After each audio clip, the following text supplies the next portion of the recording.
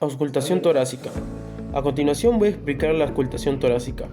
La auscultación torácica es una técnica de evaluación que se realiza mediante el uso de estetoscopio y permite escuchar los sonidos respiratorios para evaluar el estado de los pulmones y las vías aéreas.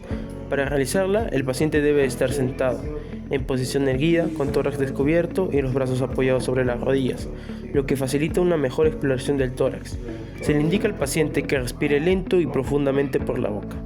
Se utiliza el diafragma del estetoscopio, el cual se le coloca directamente sobre la piel, aplicando una presión firme pero sin causar molestias.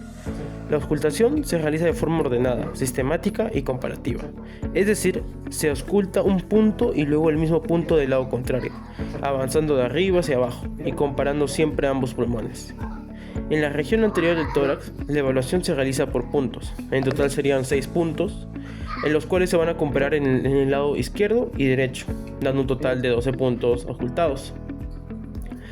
En este caso, como miramos, vamos bajando, comenzamos con el lado izquierdo del paciente y vamos pasando al derecho, así hasta completar los 6 puntos por ambos lados, dando un total de 12 puntos.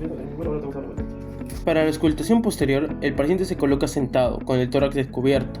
Se le pide que flexione ligeramente el tronco hacia adelante y que cruce los brazos o se abrace, con el objetivo de abrir las escápulas y permitir una mejor exploración de los campos pulmonares posteriores. En la región posterior del tórax, la auscultación también se realiza por puntos. En total serían 7 puntos, en este caso por ambos lados sería 14 puntos, los cuales se van a comparar entre el lado derecho o izquierdo o viceversa, dando un total de 14 como ya dije.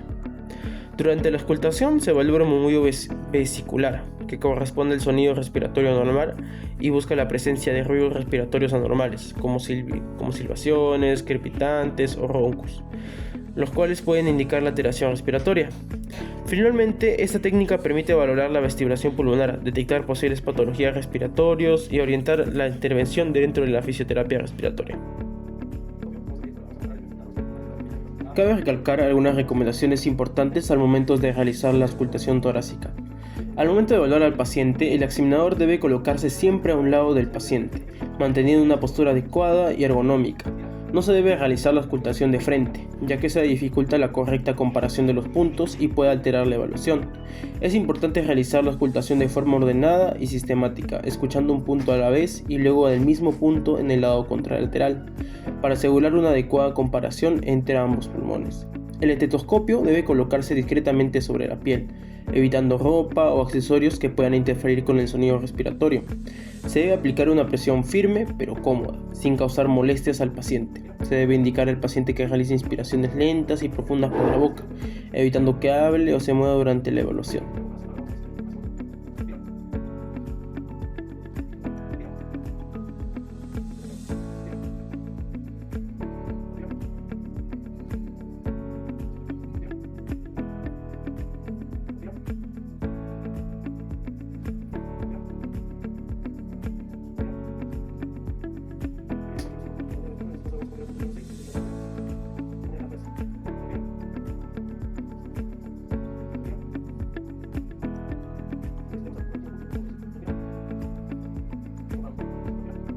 En el caso del paciente femenino, se debe tener en cuenta algunas consideraciones durante la auscultación torácica.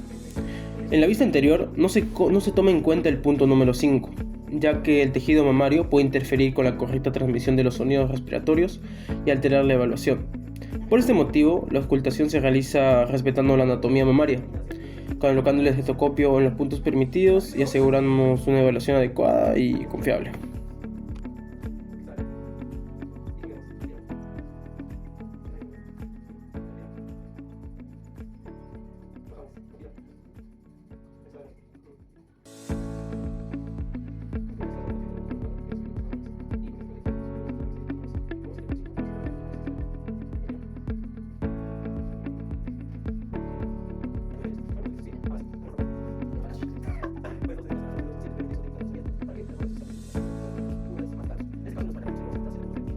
Para finalizar, la auscultación torácica es una técnica fundamental en la evaluación respiratoria.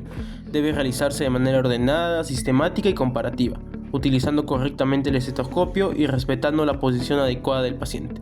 Es importante tener en cuenta las consideraciones específicas, como en el caso del paciente femenino, donde en la vista anterior se omite el punto número 5, debido a que el tejido mamario puede interferir con la correcta auscultación.